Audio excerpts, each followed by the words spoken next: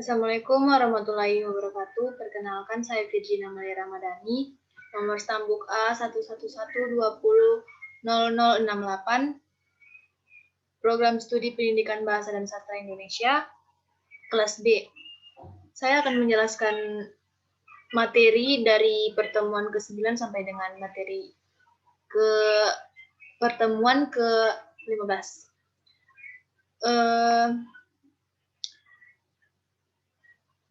Untuk menyelesaikan UAS mata kuliah Kajian Lingkungan Hidup, dosen pengampu Bapak Samsurial, SPD, MPD.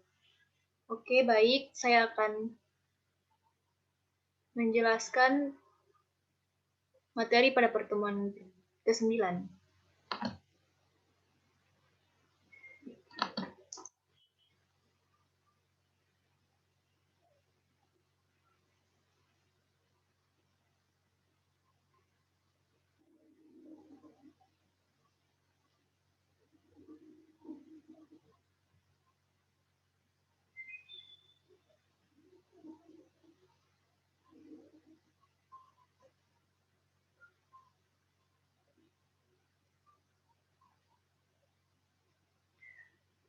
Pada materi pertemuan ke-9 mencangkup tentang kawasan konservasi.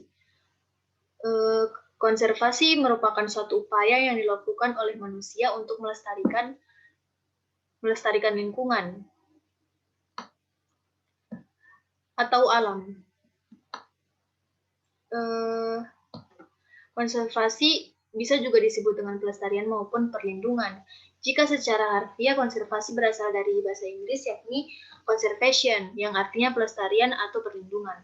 Adapun manfaat dan tujuan konservasi yaitu manfaat dari konservasi dari segi ekosistem, yaitu untuk melindungi kekayaan ekosistem alam dan memelihara suatu proses-proses ekologi ataupun keseimbangan ekosistem dengan secara berkelanjutan dan untuk melindungi spesies flora dan fauna yang langka atau hampir punah.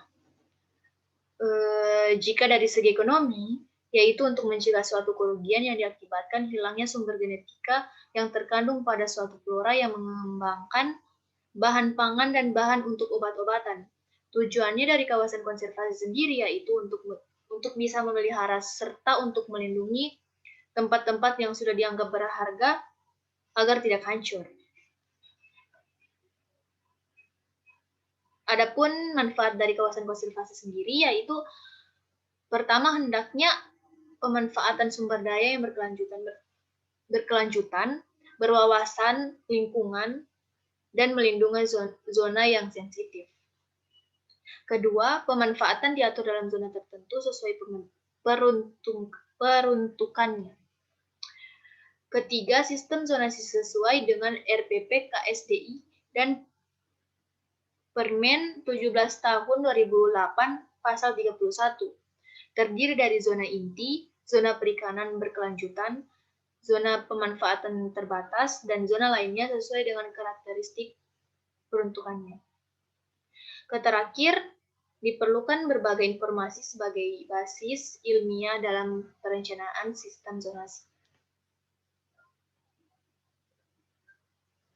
Pada pertemuan ke-10, mencakup materi tentang pengelolaan kawasan lindung. Kawasan lindung merupakan kawasan yang ditetapkan dengan fungsi utama melindungi kelestarian lingkungan hidup yang mencangkup sumber daya alam, sumber daya buatan, dan nilai sejarah serta budaya bangsa guna kepentingan pembangunan berkelanjutan. Pengelolaan kawasan lindung adalah upaya penetapan, pelestarian, dan pengendalian pemanfaatan kawasan lindung. Adapun pasal yang mencangkup mengenai pengelolaan kawasan lindung yaitu dalam pasal 7 dalam UUD 1945 berbunyi, perlindungan terhadap kawasan hutan lindung dilakukan untuk mencegah terjadinya erosi, sedimentasi, dan menjaga fungsi hidrologis tanah untuk menjamin ketersediaan unsur hara tanah, air tanah, dan air permukaan. Adapun sasaran dan pemanfaatan dari pengelolaan kawasan lindung, manfaat dari pengelolaan kawasan lindung sendiri yaitu untuk mencegah timbulnya kerusakan fungsi lingkungan hidup. Sasaran dari pengelolaan kawasan lindung sendiri yaitu untuk mempertahankan dan menjaga fungsi lindung hutan terhadap tanah, air, iklim, tumbuhan dan satwa serta nilai sejarah dan budaya bangsa. Dan mempertahankan keanekaragaman tumbuhan, satwa, tipe ekosistem, dan keunikan alam. Dilihat dari fungsinya, pemerintah membagi kawasan lindung menjadi 4 bagian. Ada pertama, meliputi kawasan yang memberikan perlindungan kawasan di bawahannya. Kedua, kawasan perlindungan setempat. Ketiga, kawasan suaka alam dan cagar budaya. Keempat, kawasan rawan bencana alam. Pertemuan ke-11 mencangkup pengelolaan sumber daya alam dan pembangunan berkelanjutan. Sumber daya alam atau natural resources,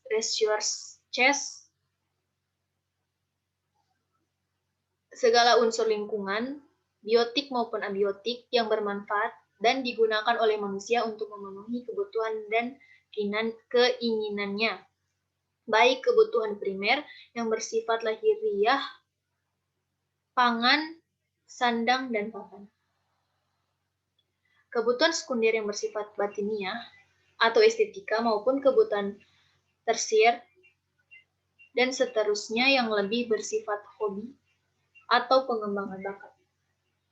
Pembangunan berkelanjutan merupakan proses pemanfaatan sumber daya alam dan lingkungan untuk memenuhi kebutuhan manusia untuk generasi saat ini dan generasi mendatang agar hidupnya sejahtera, serta kelestarian fungsi lingkungan tetap terjaga, kualitas lingkungan tidak akan rusak atau turun. Adapun prinsip dari pengelolaan lingkungan adalah pencegahan dan penanggulangan terhadap penurunan dan kerusakan kualitas lingkungan akibat terganggunya atau rusaknya tatanan ekosistem.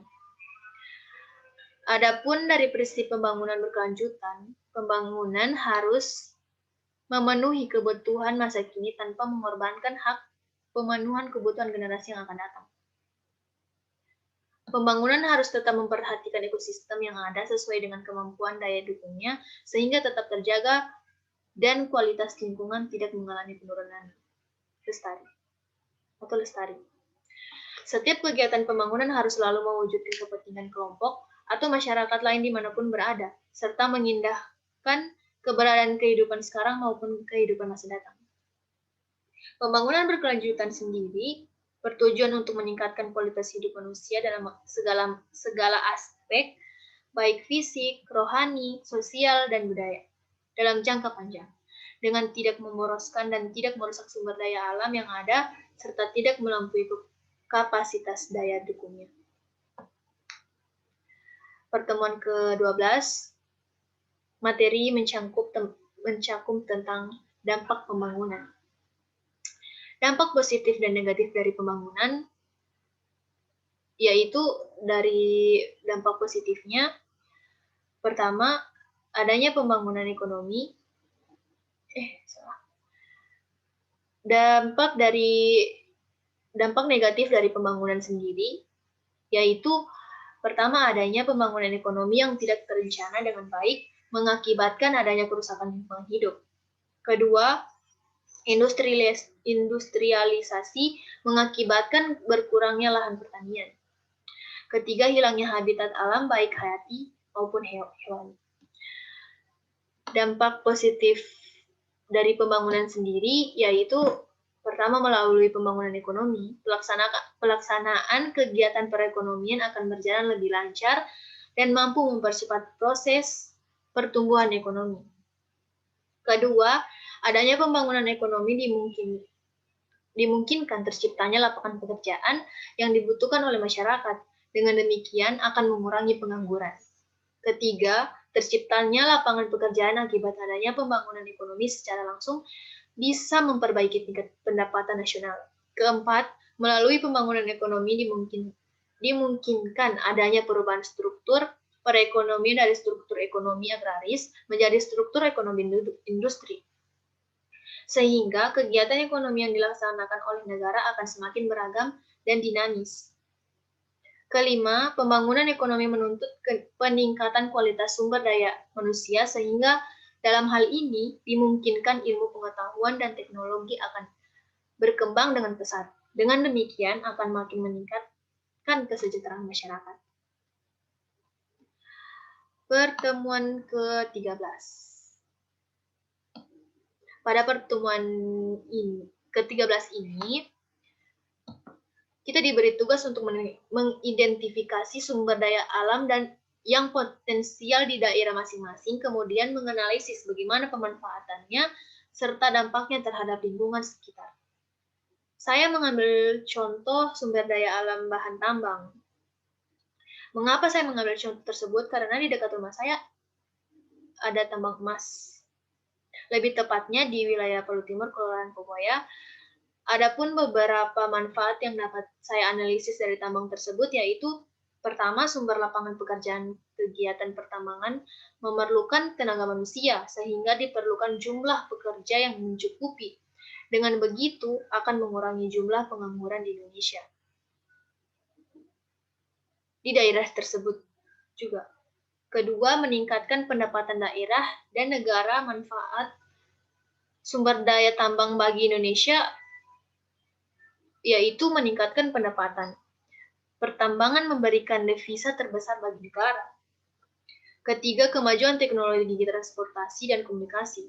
Pertambangan biasanya dilakukan di lokasi terpencil, sehingga membutuhkan akses, transportasi, dan komunikasi. Dengan adanya kegiatan pertambangan, maka dibuat akses transportasi dan komunikasi yang lebih maju dari sebelumnya. Adapun dampak yang ditimbulkan terhadap lingkungan sekitar yaitu penurunan produktivitas lahan, kepadatan tanah bertambah, terjadinya erosi dan sedimentasi, terjadinya gerakan tanah atau longsoran, terganggunya flora dan fauna, terganggunya kesehatan masyarakat, serta dampak terhadap perubahan iklim mikro. Pertemuan ke-14 sampai dengan 15 mencangkup materi tentang lingkungan dan kesehatan. Pengaruh lingkungan terhadap kesehatan. Kesehatan lingkungan merujuk kepada karakteristik kondisi lingkungan yang dapat mengganggu kesehatan, terutama pada aspek pertama, gaya hidup, misalnya miras, rokok, narkoba, makanan berlemak, dan lain-lain. Kedua, bahan toksik, misalnya mikroorganisme patogen, logam B3, dan sebagainya. Ketiga, bahan fisik seperti kebisingan, sinar ultraviolet, dan debu di udara.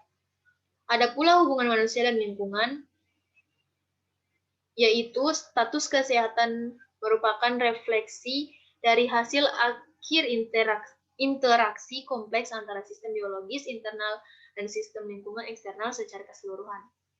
Sistem penyangga kehidupan menyediakan kebutuhan dasar aktivitas manusia. Ketiga, akibat aktivitas manusia, industri, pertanian, transportasi, pemukiman, dan sebagainya menghasilkan limbah yang residu. Keempat, limbah dan residu selanjutnya mempengaruhi sistem penyangga kehidupan dan juga kesehatan manusia. Sumber perubahan lingkungan. Pertama, aktivitas manusia terutama pembangunan industri, transportasi, dan pemukiman menghasilkan limbah yang menurunkan kualitas lingkungan. Kedua, aktivitas alam, letusan gunung berapi, banjir, badai, gempa bumi, merubah kualitas air, udara, tanah, makanan, vektor atau manusia sendiri. Keempat, komponen lingkungan bertindak sebagai media atau perantara terjadinya penyakit di masyarakat. Ruang lingkup kesehatan lingkungan. Ada pula ruang lingkup kesehatan lingkungan. Pertama, penyediaan air. Kedua, pengelolaan limbah. Ketiga, sanitasi makanan. Keempat, sanitasi pemukiman dan tempat-tempat umum. Kelima, pencemaran lingkungan. Keenam, pengendalian vektor atau binatang pengganggu dan roden atau tikus. Ketujuh, keselamatan dan kesehatan kerja. Terima kasih. Sekian dari saya. Assalamualaikum warahmatullahi wabarakatuh.